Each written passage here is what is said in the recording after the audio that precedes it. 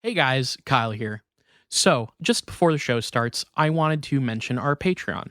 You can pay us $1 a month as a thank you, as a tip.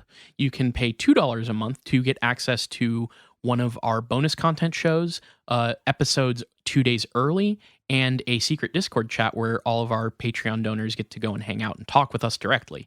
Then there's a $5 tier that you can donate to get access to a whole bunch more content. We have multiple bonus episodes on there. So please check it out. Patreon.com/itgetsweird.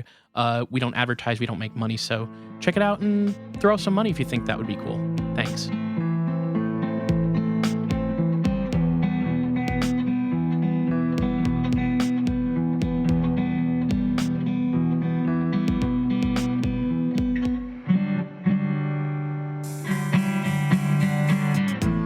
Welcome to It Gets Weird, our comedy show where we explore the unusual, the unbelievable, and the unexplained to try to make your world a little weirder. I'm Nile.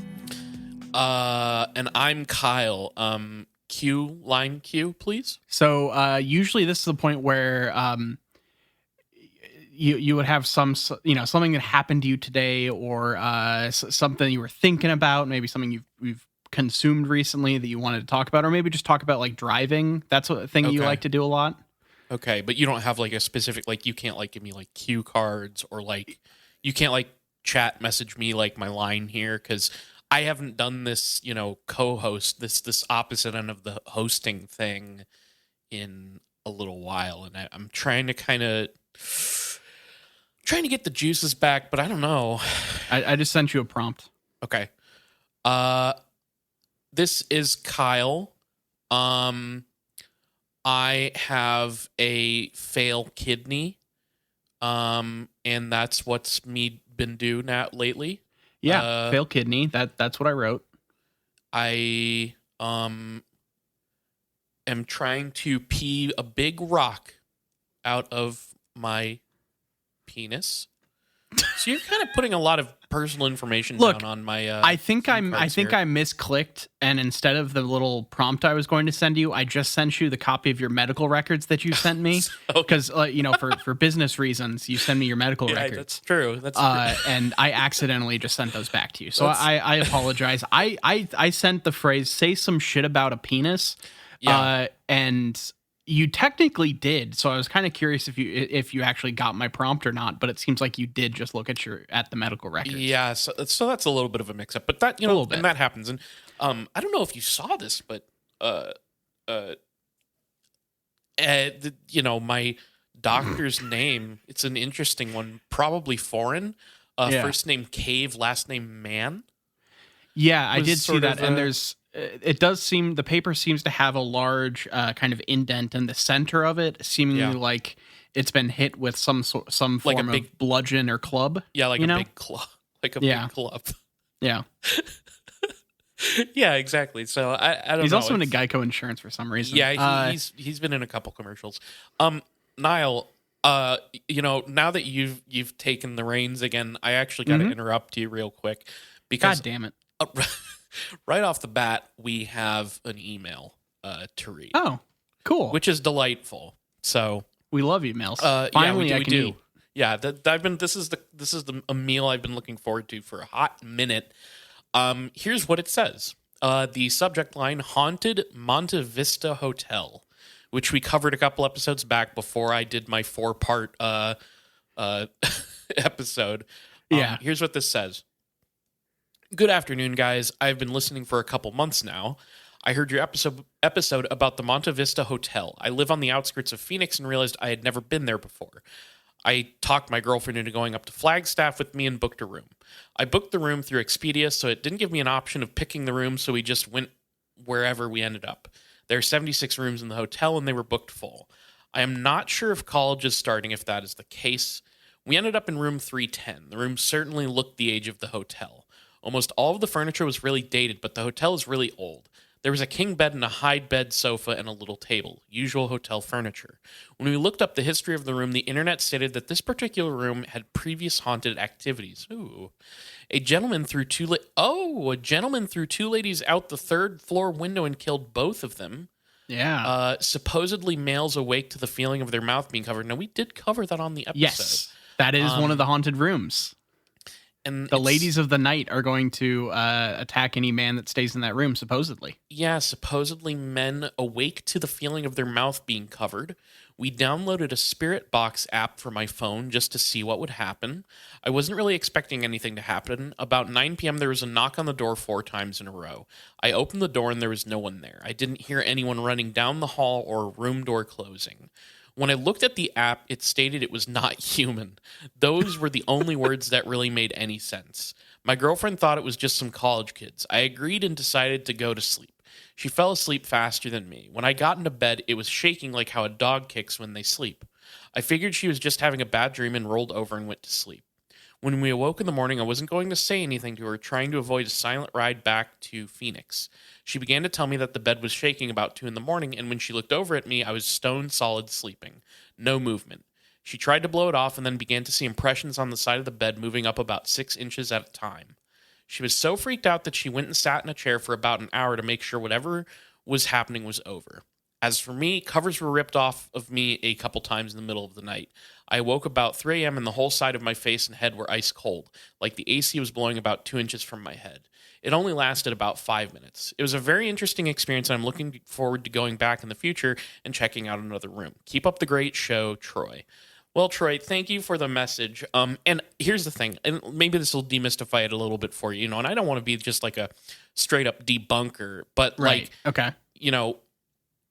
The thing, your app saying that the thing there was not human, college kids are not considered human. Oh, yeah. So we forgot to say that with spirit boxes, technically you are not considered human if you're in college. Yeah, so that's probably why that popped up like that. But otherwise, that's a pretty paranormal experience you had there. And that is one of the rooms, so that's kind of fucking crazy. Yeah, it is fun that out of the rooms that were available, that was the one that was left that you got that you actually got access to. So that's cool. Excellent. I always wonder, because we've done a couple haunted hotels, we've done like the Haunted, we've done the Queen Mary, we've done these places that you can go. Yes. I always like to hear firsthand experiences, just because you can write anything online. You also can write anything in an email and send it to us, and we'll probably read it on air. But I like to think that we have I want to believe upfront people that listen to this podcast that are not trying to pull the hood over our eyes and make us look like idiots. So I'm going to take this fully at face value and just say, hey, cool experience. Thanks for sending it in. Yeah, thank you for sending that in. And also, you gotta, it not really paranormal related, but if your girlfriend's hogging the covers in bed, you gotta have that conversation and, try and sort that out. Or just get 2 comforters. Yeah, or it get works. 2 comforters. But you don't want to blame it on a ghost, right? Because that could just anger the ghost more. Mm-hmm. So that's my advice.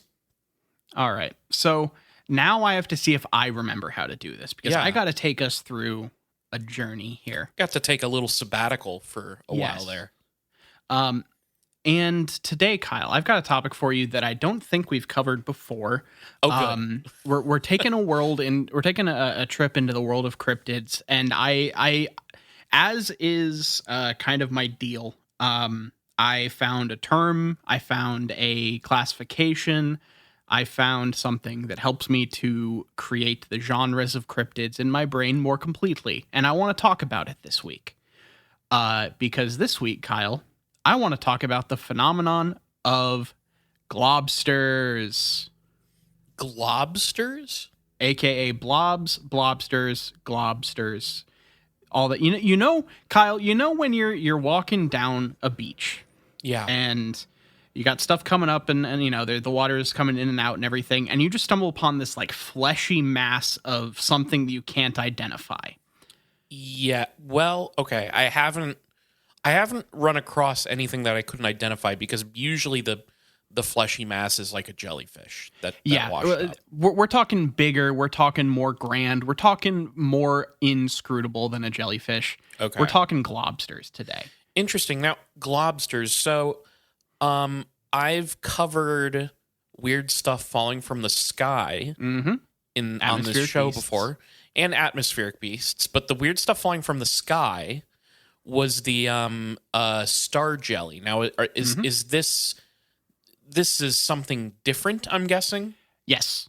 So we're talking more like so I'm going to take you through a couple cases that's like an overview, but there's one that we're talking about in specific here today, and that one is Trunco. Yes, that is. Look, there are some times that you get into a topic for this podcast because it has some really interesting hook, or you find a video that's really fascinating and sets your mind ablaze. And sometimes you just read the word Trunco and go, exactly. That's kind of funny. And we just did a pretty serious 4-parter. So let's go ahead and dig into something fun. And I went into Trunco. That is exactly how it goes. Like, that's the entire reason I researched the grunge. I was like, well, I've read this name now, and I think I have to talk about it because it's called the grunge. That's just too good not to talk about. But exactly. Okay, so Trunco. Now here's the thing. So you'll probably dig into this, but I can think of a couple cases of stuff that washed up on the shore, for instance, or whatever, that was unidentified, but I wouldn't describe them as like blobby. I just would maybe describe them as like, this is a weird animal that we don't like. There's the very infamous one, the Montauk beast. Yes. Would that be considered a globster, or is that its own, like, I guess I don't know what to like imagine the species of globsters to be like. Like, is there normally globsters are going to be more nebulous in shape than that. Like, This isn't good. Like the Montauk monster and the Montauk beast, whatever you want to call it, has like a beak and has like defined feet and has like defined features and I think musculature and like skeleture. So globsters, I'll get into the definition here, are by definition just unidentified organic mass that washes up on a shoreline or ocean or other body of water. They typically have no visible eyes, no defined head, and no apparent bone structure. Now, how many of these are jellyfish at the end of the day? By size, just because these are normally bigger, not many of them. There are some culprits, which we'll get into, of like what they usually are. But these are large. Like Trunco is like fucking like 40 feet long. Like, we're talking large masses. Okay. This is a phenomenon that has happened throughout history, basically. And there are some conclusions that you can reach in terms of what they might actually be. There is the to draw a comparison. There is a blue-billed heron for this, where like a lot of cryptids end up being herons or like big owls or big birds.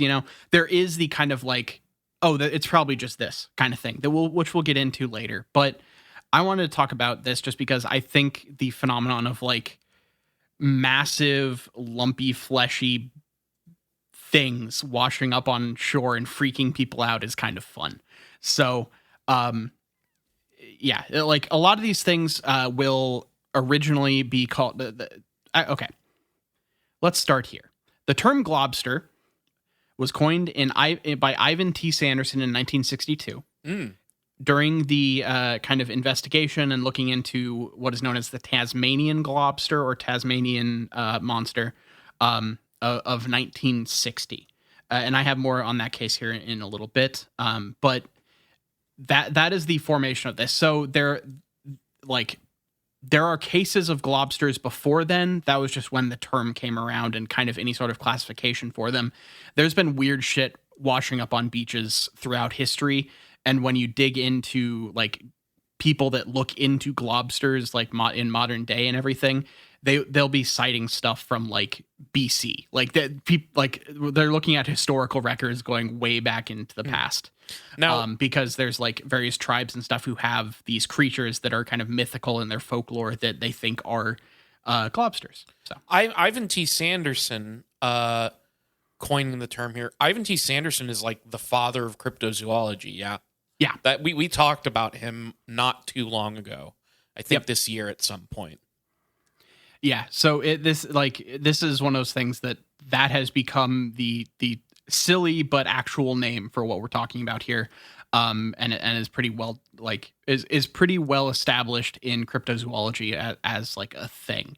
Now this does fall into I think that this falls into more into the like creatures of unusual size, creatures of where they're not supposed to be. Like there are people that think these carcasses are some mythical big wild beast of some kind, but this does kind of fit in, or at least in the people that I was reading from, fits more into we just don't know what this stuff is yet because we don't test it all that much. And there's some weird stuff with the history of testing the masses, the fleshy lumps that has kind of kept us from getting hardcore scientific delineation of this stuff throughout history, just because of how people react to stuff like this when it happens.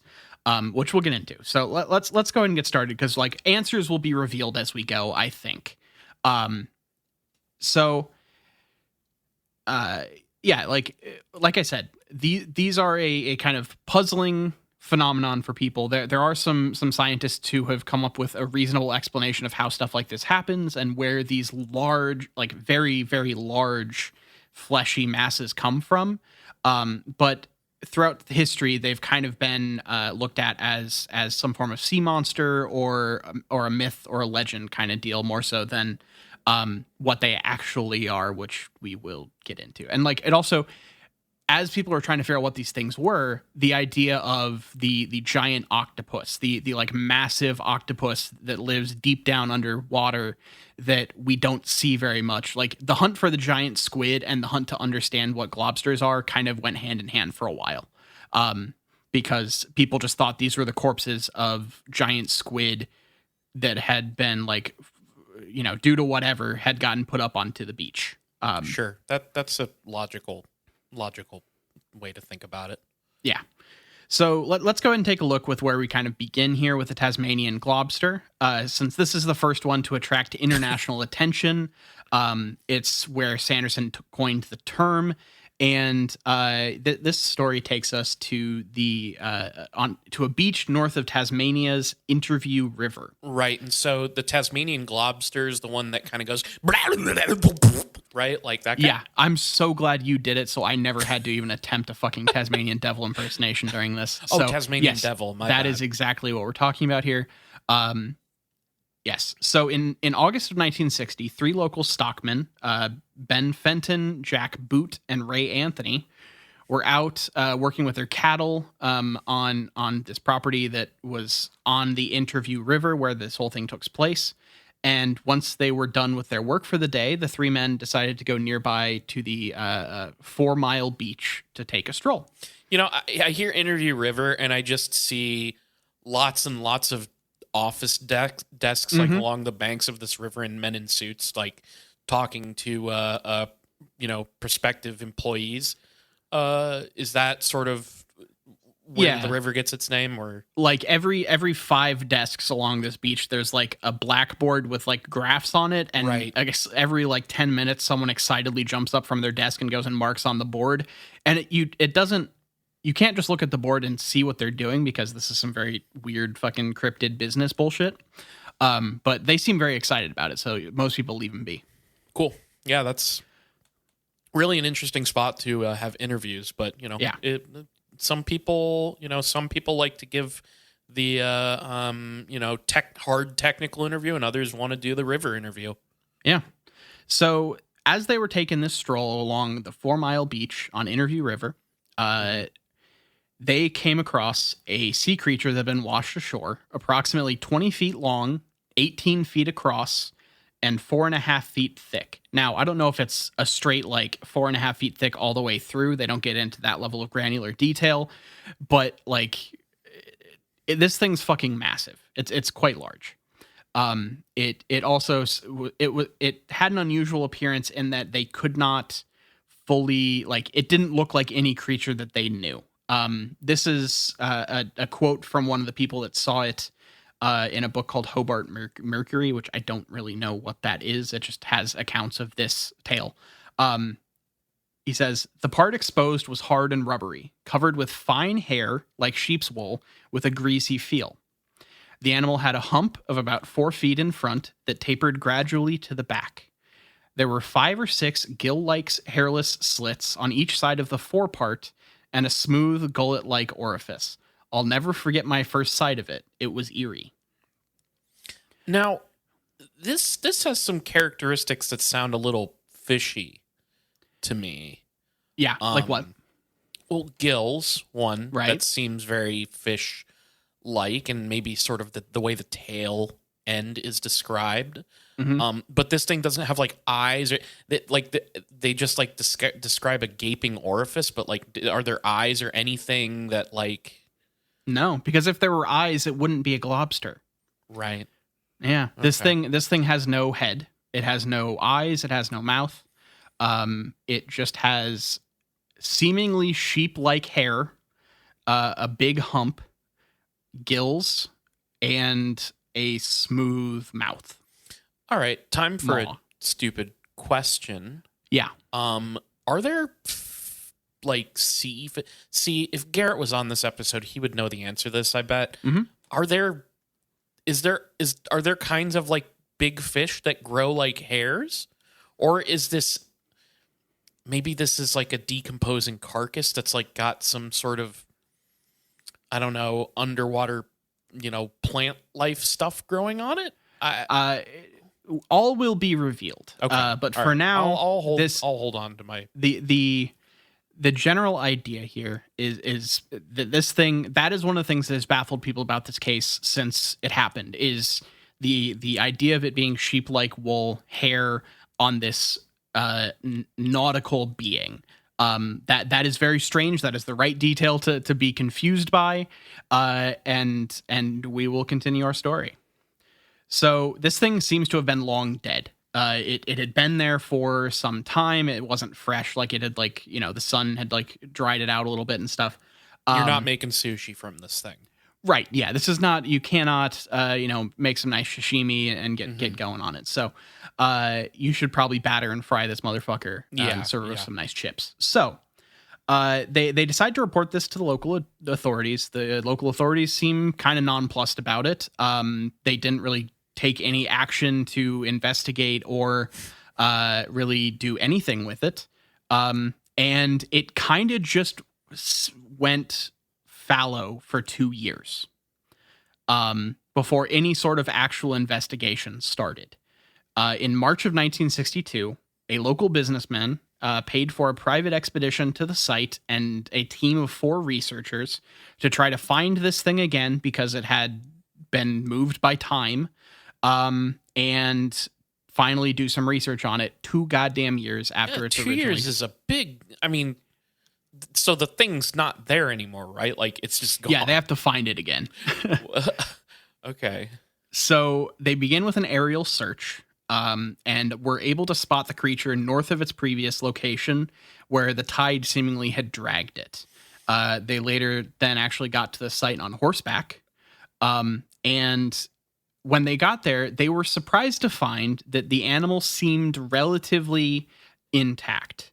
The 2 years of decomposition hadn't fully gotten rid of the identifying features that the original people that saw it had remarked upon, and they were able to identify it pretty quickly. They made incisions into the hairy hide and found that it was made of strong tendons connected by fatty tissue. The flesh was very resilient, and it cut very difficultly. There was a lot of difficulty in cutting chunks of it to do any sort of testing, and it also had absolutely no bones. Even though the overall body was pretty well preserved, some decomposition had occurred. It smelled similar to battery acid, and one member of the party remarked that all of the horses refused to approach this thing. Okay. Okay. And what did they draw a conclusion about what this thing is? They took some samples, and none of them were, this was the 1960s, so we didn't have a lot of like DNA analysis or anything like that. They were unable to identify the body at that time. However, the press did seem to take interest in it at this point. Headlines such as "Sea monster found in Tasmania" started to appear in newspapers around the world. The Sydney Morning Herald actually sent a reporter to the site who wrote this in the Sydney Morning Herald in 1962. We flew over some of the roughest country I've seen anywhere in the world. Aircraft pilots like to keep away from the district. It was impossible to land at the scene, so we made 6 passes at a height of less than 50 feet. The monster lies half exposed at the foot of a scrub-dotted sand dune. So this is just an interesting quote, because I think that for us, not being from or the area, not being from Australia, it's hard for us to realize, oh, it didn't get accessed for 2 years because it is in a remote, weird place that people don't go. Australia is not nearly as people dense as America, and especially at this point, this thing basically just ended up on a place that people didn't really go for 2 years, and they had to find it again, and it became a bit of a kind of expedition. So.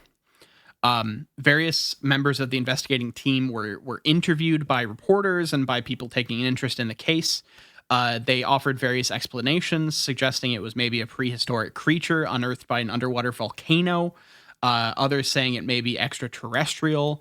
But they did say the lack of sensory organs meant that it likely had a formidable tactile sense that was of advantage at a very deep home in the water. This is very strange because, like, I have no idea what this is. Like, it had no bones, they said. Correct. But it had fur and I just don't know what the fuck. Yeah. It will make sense eventually, but it's like the actual reveal of what these things were comes much later. Like, we didn't find out about it until, yeah. The only thing that, like, sort of makes sense to me is, like, if there was, like, part of a whale corpse that, like, was detached from the rest of the whale, like, that's the only thing that really tracks to me. But I don't know. Hey, look. You're working in the right area, I think. Okay. Right.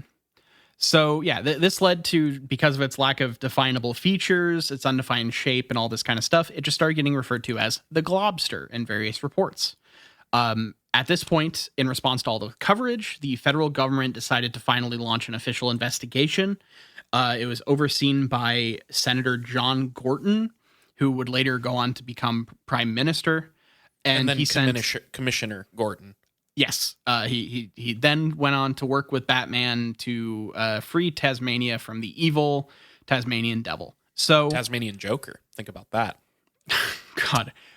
The most, look, here's the thing. The most fucked up stuff you've ever heard is funny to this kid. Yeah. It's funny to the Tasmanian Joker. For real. It's ludicrous. So 3 additional scientists were dispatched to Western Tasmania to look into this thing by order of the senator, and they were tasked to actually identify what the fuck this was. They did some on-site tests. The organization that did this is the CSIRO, the Commonwealth Scientific and Industrial Research Organization, and the first round of tests proved inconclusive. They didn't come up with anything. It just was... It didn't give them any actual information. So they did a second analysis 10 days later, which revealed protein, and in particular, connective tissue protein collagen, to be the primary things that made up the being. And it ended up being a whale carcass that was decomposed. But this was decided upon later. Like, that was the thing that at the time they just found that what it was made up of was tendons and fatty tissue. I have more details on how exactly these things might be whale carcasses later, because there's a whole other part of this. But for now, let's keep moving. Well, I just want to point out that whales have bones. Mm-hmm. So that's weird. Yep. And I'm I'll let you do your thing, because maybe there will be more details that'll help me understand better. Because here's the thing. I will just say right now, I have details. Okay. There is a process to this that we will get to that is interesting, and like we're going to get there. Okay. So this was not the only globster to wash ashore in this area in New Zealand. I think I said Australia earlier. I'm sorry, you Aussies. We're talking New Zealand. So in 1965, another hairy globster, this one approximately 9 meters long, along with another smaller one, approximately only 2.5 meters long, were found on a New Zealand beach. Another one was found. The smaller one was found in 1970.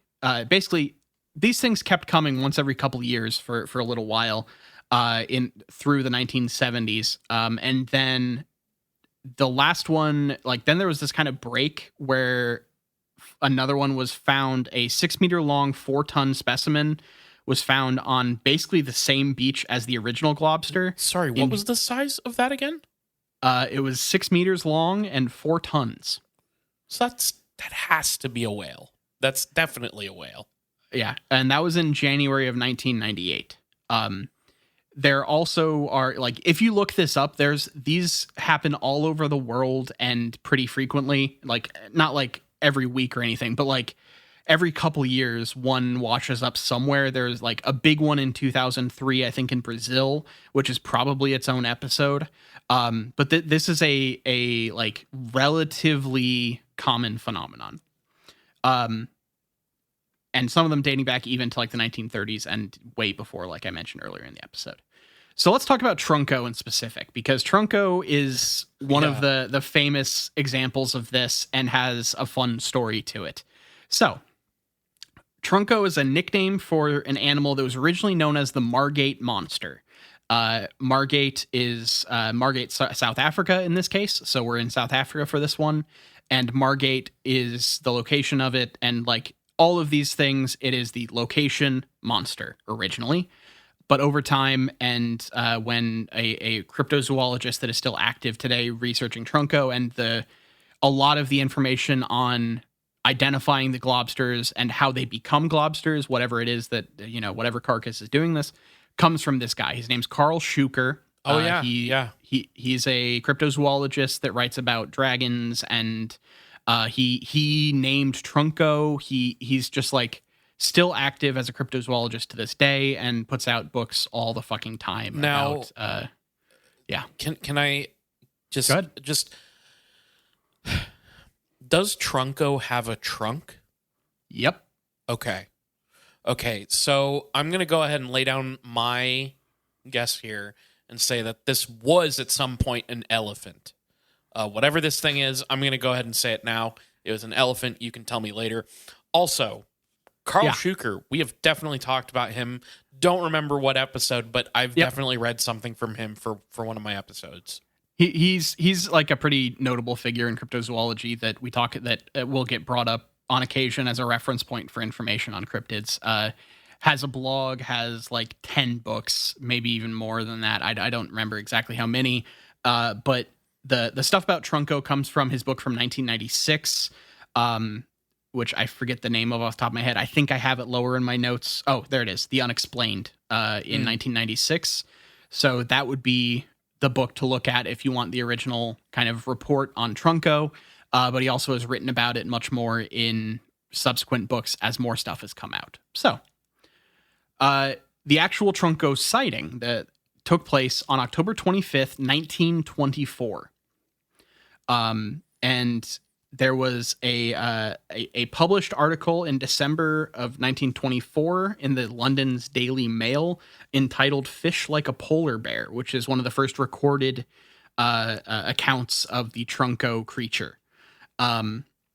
It was originally known as, like I mentioned, the Margate monster. It was first seen off the coast of Margate, South Africa, locked in battle with 2 killer whales. Wait, locked in battle? Yes, this one was alive. Okay. So that's why this one's really fun, because it, unlike everything else where it, there are people that think this thing was just dazed when it went up on the shore. So, we'll get more into that in a second here. When they measured it, this thing was 47 feet long, 10 feet wide, and 5 feet thick. Holy shit. Okay. That's a big boy. And the trunk was 5 feet in diameter, 5 feet long, 14 inches in diameter. Okay, that makes a bit more sense. Yeah, sorry, that was I read that wrong. And it had a tail that was 10 feet long. So this was a big boy. This was a very large creature. The trunk from where it gets its name was attached directly to the animal's torso, as no head was visible on its carcass. And this led to it being called Trunko by British cryptozoologist Carl Schuker. So there also was reports of this went so far afield as to a report in Charleroi, Pennsylvania, entitled "Whales Slain by Hairy Monster" in 1925. So this became kind of a low-key, viral, worldwide kind of newspaper thing for a little bit, where this weird story of some hairy trunked creature fighting killer whales off the south coast of Africa became like a thing for a minute. But yeah, let's get into the actual story. So I'm going to go October ahead and say I was wrong that this is an elephant. Yeah, you were, but I wasn't going to get ahead of myself. Unless there's a 45-foot long elephant out there that I'm not aware of, but I don't think that there is. When you lay it flat, it gets extended. Oh yeah, maybe this was a flattened elephant that just got like God reached down with their rolling pin and like fucking squished him down. Yeah, gonna make a elephant pancake. We're gonna you squeeze all the juice out and all the juice goes shooting out the trunk when you do that. Yeah. So yeah, we're in the seaside town of Margate in on the border of KwaZulu Natal, I believe is the area that this city the city is in. One day, all of a sudden, the waters out beyond the town started to thrash violently, where there were these 2 killer whales and one unidentified trunked creature were locked in battle. This basically just starts in media res, that these things just fucking go we don't know each other. We don't know the backstory between the whales and Trunko, like what they're beefing over, or we're hoping for a prequel, pre-sequel. We just know at this point their beef is going nuclear. Yes. Like straight up, these things are fucking just fighting each other. And let's see, here we go. This fight supposedly lasted 3 hours. And they think this is because the killer whales usually hunt in packs, so this was like it had to fight multiple at a time. And this Trunko creature was able to match 2 killer whales in terms of intensity because of its they claim razor sharp teeth, but then this thing has no bones, so I don't know exactly how that works. But the thing that they do talk about is the tail supposedly both propels Trunko out of the water, like launching up into the air to like do fucking attacks and shit, but also is like a lobster-like appendage which he can attack people with. So this thing's tail whipping killer whales. And yeah, like I said, this thing goes for 3 hours. It's a big fight. The locals are just watching it this whole time. Like this is it. If the stories are to be believed, the entire town was just like, what the fuck is going on? And watched this thing fight 2 killer whales for 3 hours. And maybe they took bathroom breaks. I don't know how it is. Maybe they got through all the way to the end of Endgame without peeing. Who knows? A 3 hour. So you're telling me Christopher Nolan directed Trunko versus the killer whales? Yeah, this was an epic. He makes long movies. That guy is the joke. So yeah, the thing with this thing is that it has no definable head or neck, but it also doesn't have any fins, supposedly. It just is this like fleshy big mass with a tail and a trunk. So I guess like I don't really know how you differentiate a trunk and a tail when there's no head or ass, Right. But it just has 2 tubes, I guess, coming off of it. Okay. But this also seems to have a shaggy white coat of fur that covers the entirety of the being. What the fuck is this thing? I'm racking my brain for sea creatures that could accidentally appear this way, but I'm not sure. Yeah. People who were quoted about this battle likened it to two killer whales fighting a fluffy woolen sock, which is like a fucked up thing to think about. So it seemed that after approximately 3 hours, the battle was nearing the end and the killer whales had been victorious. This gigantic, woolly, fucked up creature has taken its lumps and is slowly kind of drifting towards shore. It's limp. It is not seemingly moving or doing anything. It is probably dead. Either dead or unconscious. Like there are reasons why people think that it was, quote, unconscious, because things happen after that, but that's kind of apocryphal, I think.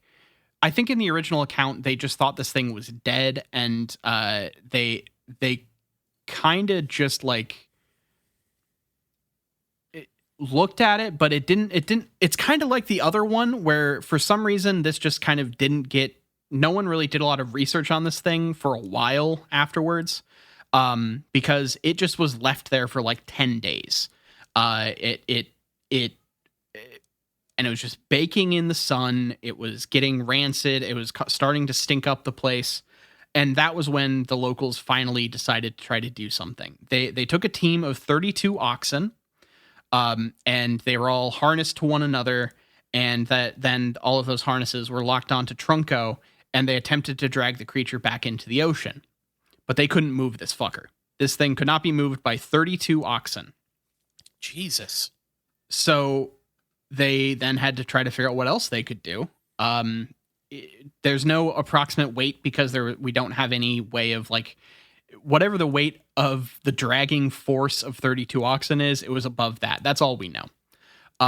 They think this was partially due to the fact that all of the hair was waterlogged, and that adds a lot of weight. And also this thing was 47 feet long and pretty like 5 feet thick. So this thing was massive. So after 10 days, the corpse of the beast the townspeople woke up and it was just fucking gone. Some people think that the tides rose up enough to finally bring the creature back out to sea. But others started to believe that Trunco was in fact not dead, merely unconscious or shocked. And after, a respite of 10 days in the sun, it was finally able to, of its own volition, go back into the ocean. Huh. Yeah. Okay. That's interesting. Yeah, so that wasn't the end of it. Like this started to be a kind of international media story, like I mentioned. There's like, oddly enough, one of the reports I came across is from the Elwood, Indiana Call Leader newspaper. Oh, shouts out.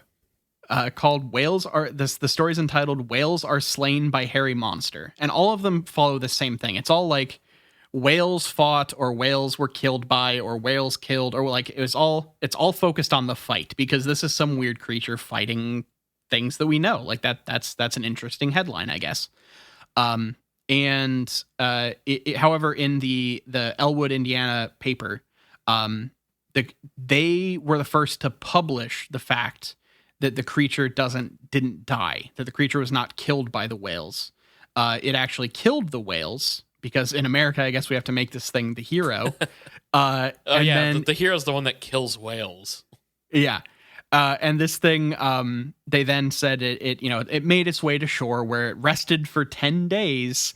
And then the locals farted, saw it apparently. gather itself. Yeah, They said it was just stinky. started just stinking up the joint. Because look, when you expel yourself in a fight, a lot of times that means that you have to then expel some gas. Works up a lot of gas, yeah. Yeah. So it then just rested for 10 days, then gathered itself and went back into the water, where it swam south. Yeah, and they cut scenes out of Fight Club, where like after the fights they would all sit down and like as they're recovering they would just like rip ass for like 10-15 minutes straight. And that would just be the whole scene. They would just be like, "Ooh, wow, crazy fight at the Fight Club tonight. and then they just be farting. This is a thing that people don't see. Like Well, and one of the ways that that movie kind of spoils itself, if you pay attention closely, is that when Brad Pitt's character supposedly is the one that's fighting, you then get Edward Norton farting in the next scene, right? And that's like a really sly tell about the kind of twist of that movie. Yeah, because if you haven't seen Fight Club, they share the same body. Yeah, and so some would say Tyler Durden is not real. Yeah, you might say that, but it was kind of like a Dr. Jekyll and Mr. Hyde thing. One fights, the other one farts it off. That's what Dr. Jekyll and Mr. Hyde's about. One fights, one farts. So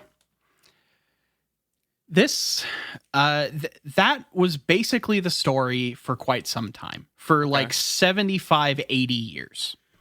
Then in 1996, you get the naming of it as Trunco by Dr. Carl Schuker. And then the year 2010 rolls around. And he's continued to do research on Trunco and various other globsters, trying to kind of the same curiosity you have. What the fuck are these things? Can we find any sort of info on what these creatures were, or like where they came from, all that kind of stuff? And he was looking for photographic evidence of Trunco. That's a thing that kind of, because there were, so many newspaper reports, it just seemed like that there should be pictures as well. And they were able to find, I believe, four or five pictures of Trunco. The place that's the easiest place to find them is on carlschuker.blogspot.com. There's a thing that's like 2010's update on Trunco. You'll find some pictures. He found them actually on a local museum's website, and along with the Margate Business Association website. There are these pictures of Trunco that it literally just like the pictures are interesting to look at, but it really just looks like snow piled up in a parking lot. That's honestly what it looks like to me. It's we found some actual photos of Trunco on various websites that are likely in public domain, he says, so they're free to use, I guess. And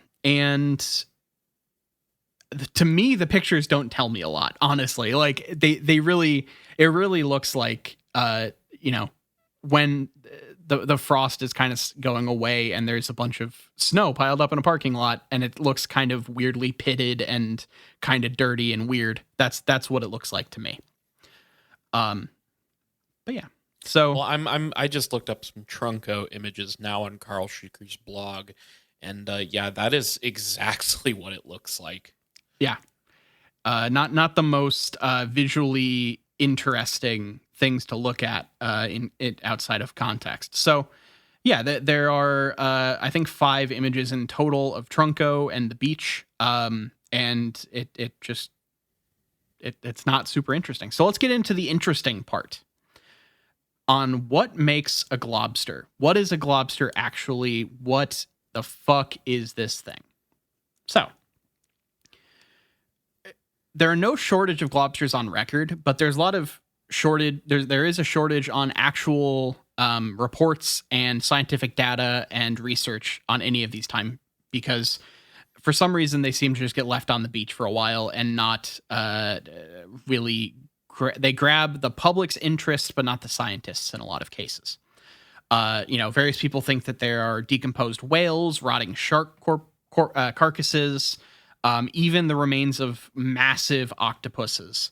But there are cases of giant octopus dating back all the way to Pliny the Elder, all the way up through the 20th century.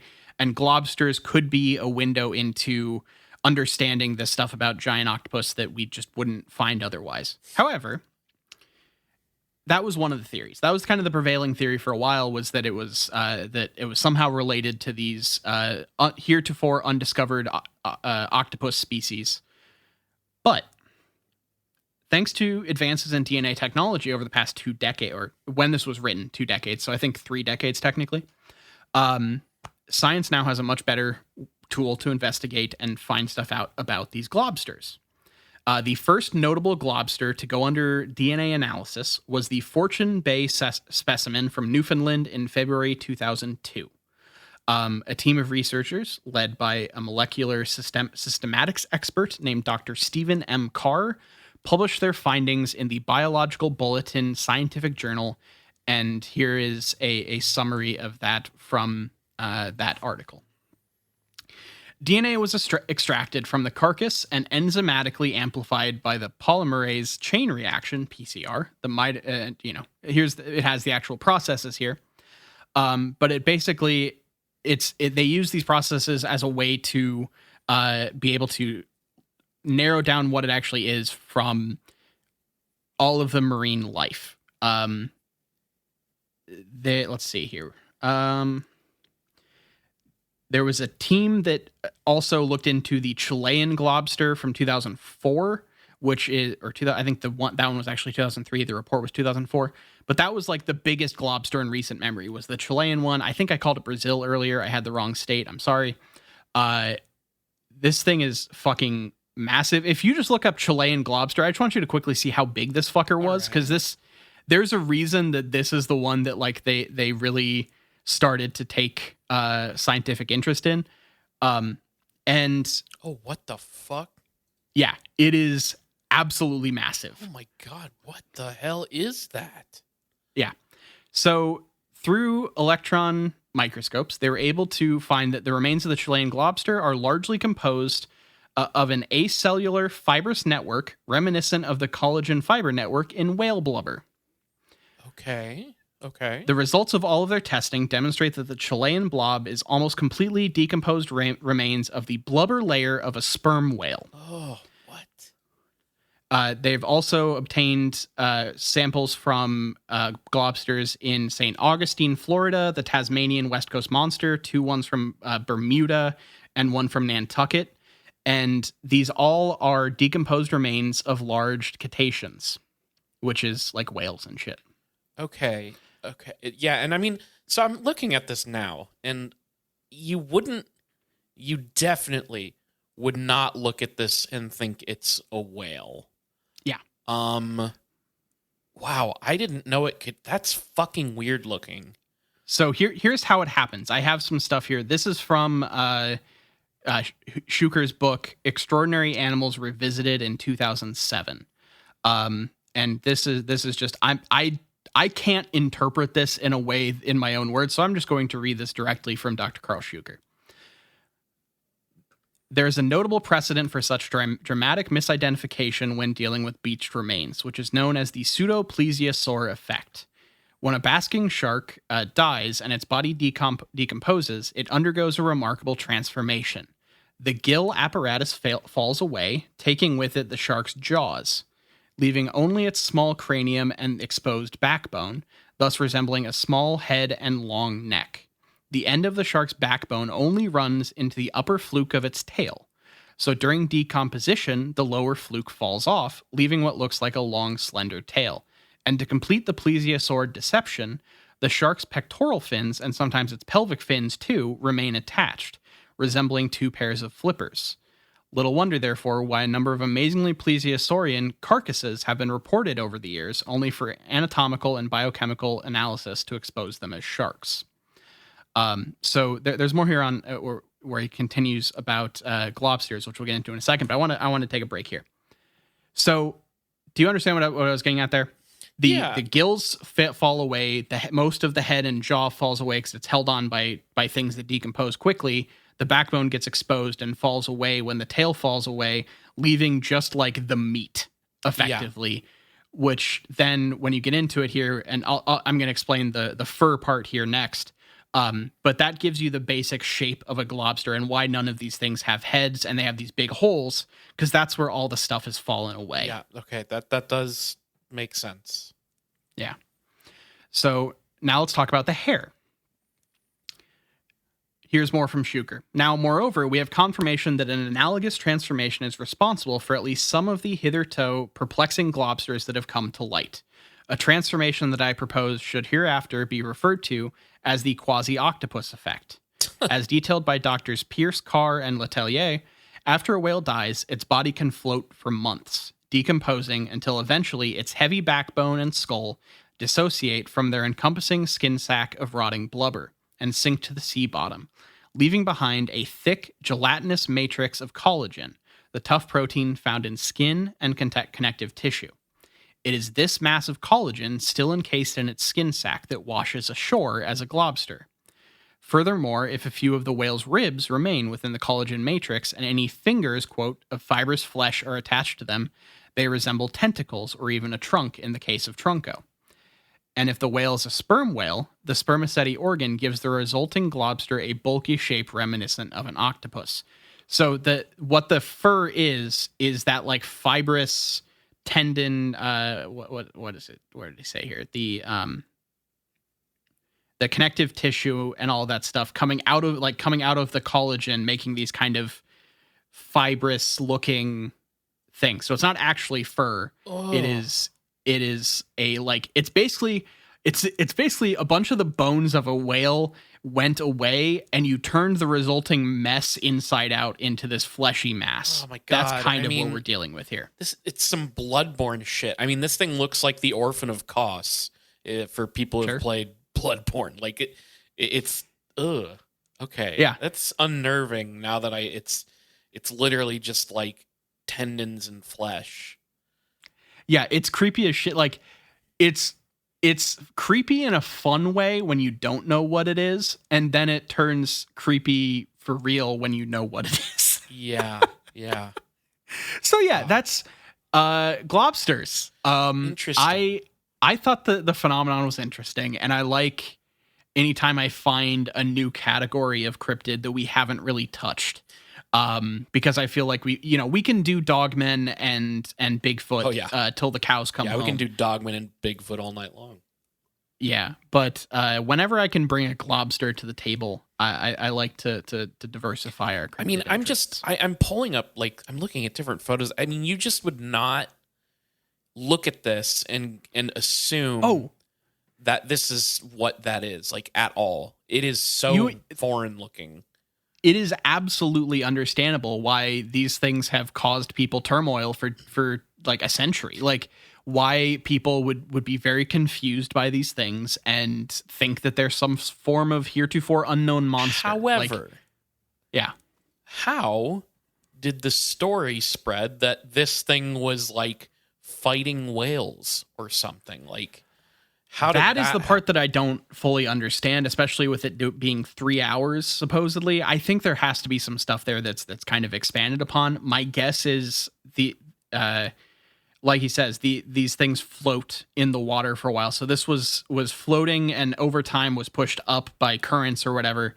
And it basically ran into a pack of whales who hit it. And then in the resulting chaos of this formless got flung around maybe shit, yeah, like it seems like to me these killer whales got caught in this fucking sack of blubber and were thrashing about trying to free themselves, and that is what caused the story of the fight. And I've seen killer whales do some fucking alarming violent shit with seal carcasses, so like that does make some sense. Also, all of this just, like, I suddenly had a flash in my mind, like a very vivid memory that, like, in high school, there was a day where, like, Garrett came to me and was like, dude, they got footage of a live giant squid. Because I thought maybe this stuff would be giant. Because, like, I think that the giant squid was a thing where, like, we had found corpses for a long time. We knew it existed, but couldn't capture it on film. Couldn't get, like, actual evidence of it being alive. And it was, like, a huge deal. And I remember being like, holy shit. And looking at it and like, figuring out the scale of it and being like, that's fucking crazy, man. So I thought this might end up being giant squid stuff, but no. That's what they thought. Like, people have tried to link globsters to like Loch Ness monster type stuff and to giant octopuses throughout their history. That's been like a prevailing theory. depending on which side of it you're on, which is why he specifically in this article that I was quoting was saying, this is why it looks like a plesiosaur, and this is why it looks like a giant octopus.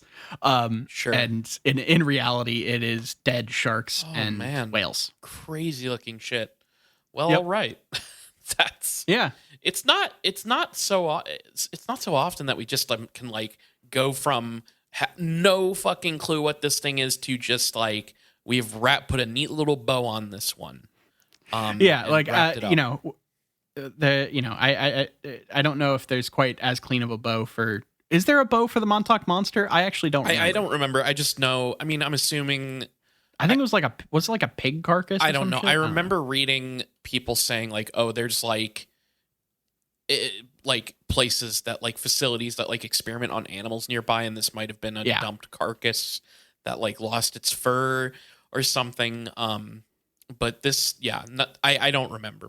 Well, I'm sure, Montauk, that is a subject that we've talked about on the show, but there's like a whole big Montauk thing we could get into, including the monsters. So, maybe that's on the docket. Side note, you ever see that video of the whale exploding? I don't know. It's fucking crazy. Crazy stuff.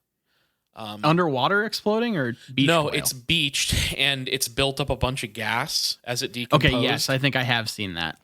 Yeah, pretty nasty, but kind of incredible. Yeah, decomposing shit. I get the fascination for some people. I don't have it myself in the same way, but I do understand the intellectual curiosity of it. I don't like. I'm not. I'm not interested in decomposing stuff like generally. But what I will tell you is, I do. If something explodes, that's very funny to me. Okay, yeah. Like if like if you just take like a normal thing or like and just make it explode, that will tickle my. I have the sense of humor of a small child, and that'll make me laugh to see a thing explode. So a whale exploding is a little bit funny to me. That unfortunately the thing was dead, and that sucks. But you might as well explode it. You would have rather explode a live whale? No. Okay. This is not a nuke the whales scenario. I just mean like the thing was dead already, so you might as well explode it, right? Sure. So, I mean, what else are you going to do with the thing? Yeah. Good. Well, it's good that you have your funeral plans on audio. Dude. We've got that recorded. I would be so down to be exploded post-mortem. Yeah. That would be hilarious. Yeah. I don't know. That wasn't the big question, was it? No, I was straight up for a second. I was trying to think, is there a way to make that the big? Yeah. Anyway, let's get to a big question. So, Kyle. Yeah. I think globsters is a funny name for a whole type of creatures that almost comes off like a joke, but is an actual name that people use. So I want to, in a similar spirit, rename a current subsection of cryptids with a similarly jocular, goofy name. Okay. So what group of cryptids and what's the name going to be? Okay. I was going to just like to set the tone. I was going to take just like the most obvious and just get that out of the way. Yeah. Unless you have a really good name for like Sasquatches. No. What do you got here? What's your? I want to call them fuzzies. I just want to keep it. We're going to keep it kind of. It is a little infantilizing, I think, but frankly, a lot of people are scared of them. So I think they could do with a bit of a different perception anyway. So I think if we call them fuzzies, they'll be less. People will be less scared of them, which makes them more easy to maybe make some friends with, and we can get some better connections to the fuzzy kingdom. Yeah, I like fuzzies. Now, what I will say is there are some cryptids out there that you could potentially group in as being a fuzzy. Like if somebody hears fuzzy, you're not necessarily thinking like a Bigfoot, a Sasquatch, right? Like I know you're saying that's what it is, but it's just like, oh yeah, the fuzzy cryptozoological creatures. There's other guys that have fuzz on them, True. There are. But I do think that Bigfoot and his ilk are the most prominent fuzzsters out there. But I like it. I mean, if you can give them like a nice cuddly name, then yeah, maybe people will warm up to the idea of cuddling up with a Bigfoot. I mean, our Discord, our donors certainly have. So maybe the rest of the world's got to get on board for maybe, snuggling up with a big ape man. Now I'm going to admit something insanely dorky. Okay. I'm Go ahead. just really, really geeked up bullshit nerd shit. So I've been having trouble sleeping for various reasons. Most of them are I've been having trouble sleeping, right? So sometimes that leaves me up when I shouldn't be. And, every once in a while for 15, 20 minutes before I try going back to sleep again, I started making custom Magic the Gathering cards. Oh, okay. Cool. And there is a theme in Magic for people who know the game, they'll get what I'm talking about. And if you don't know the game, I'm sorry, you're fucked. But basically, there's a strategy in Magic called blinking, where you basically take something that has an effect that happens when it enters play, and you cause it to blink out of existence and enter play again, basically, and trigger its ability again. And you get value out of triggering its ability. Okay. That's the most basic way I can explain it. But so I've been making custom Magic the Gathering cards, which means I can put whatever text on there I want. I can put whatever artwork I want on there. I have been hunting down artwork of UFOs, aliens, cryptids, all kinds of things, right? Right. Okay. And I've been making some custom Magic the Gathering cards with them just for fun. And the cards that I have that are doing a lot of the blinking effects, Nile, can you guess? I mean, I would assume those are cryptids. Well, or were you thinking UFOs? They're atmospheric beasts. Oh, specifically. Okay. Because they kind of come in and out of our reality, right? So I'm into it. The way I see it, and these are the logical pathways happening in my mind to get to, I think atmospheric beasts should be blinksters. Here's the thing. I have been sitting here this whole time wondering, where the fuck is this going? Yeah. Because I assumed you had an end goal that would make sense, and hey, you nailed it. It makes perfect sense. Where you and every piece of information you added was necessary to the story. So but that's actually a good name. I'm into it. Blinksters. I like it. Yeah. So atmospheric beasts, they kind of blink in and out of reality. Thus blinksters. I really like that. Blinksters kind of rolls off the tongue nice for me. And it fits into the globsters. It does. Yeah. It more closely ties itself to that. Yeah. So. And side note, I honestly think I'm going to print this custom set of cards. You 100% should. And because I have a good way to get them printed on actual playing cards. And I had this fantasy the other day where I was like, man, what if we ever end up getting to go to a UFO event or meetup type thing? I would bring my set of cards and play 40 in Magic the Gathering with whoever was interested. So that, maybe someday in the future, we can sling spells with UFOs on them. The phrase Fortean Magic the Gathering hit me like a 18-wheeler. Yeah. That is, hey, it is a great idea it probably has the Venn diagrams of those two things is probably, it's not quite a circle, but there's a lot of crossover.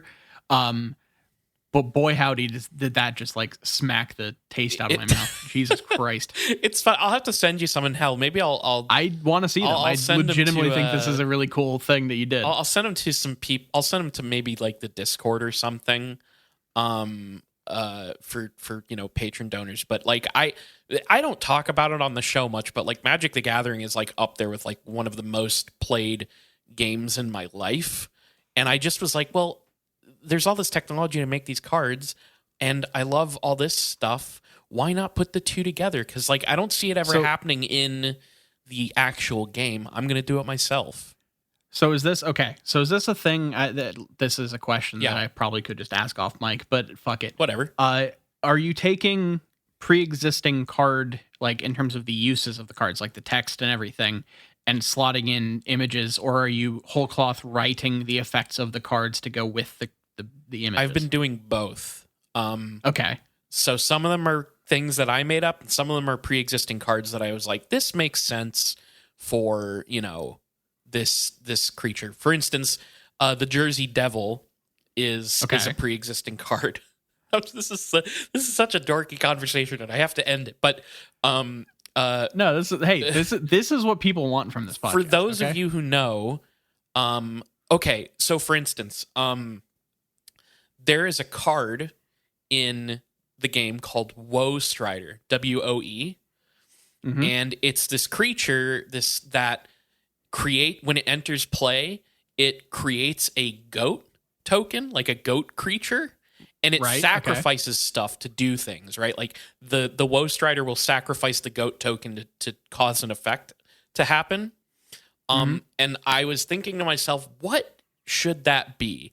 And you bet your goddamn ass I made that card with Chupacabra. Hell yeah. So you eat the goat eater? Yeah. I like it. So that's the kind of shit I do when I can't sleep. I like... There's more productive out of that than where I end up just like... I read the entirety of the first Baki manga over the course of like a month, but reading it before I go to sleep at night. That thing's like 300 chapters or some shit. It happens. A totally valid use of your time when you're trying to unwind and get to sleep. And mine is to indulge in a game that has cost me more money than I'd care to admit. So yeah. Hey. All right. Anyways.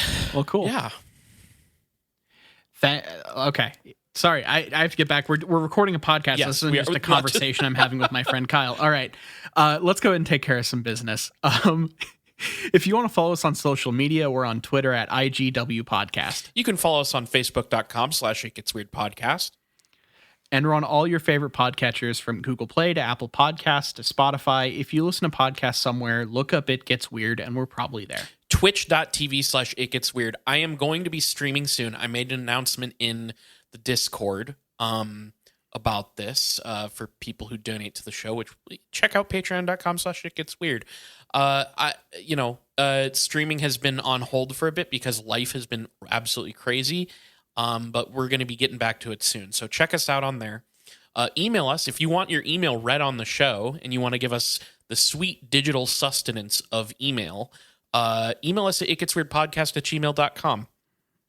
If it's a good email, we might read it on the show. So, send us something good.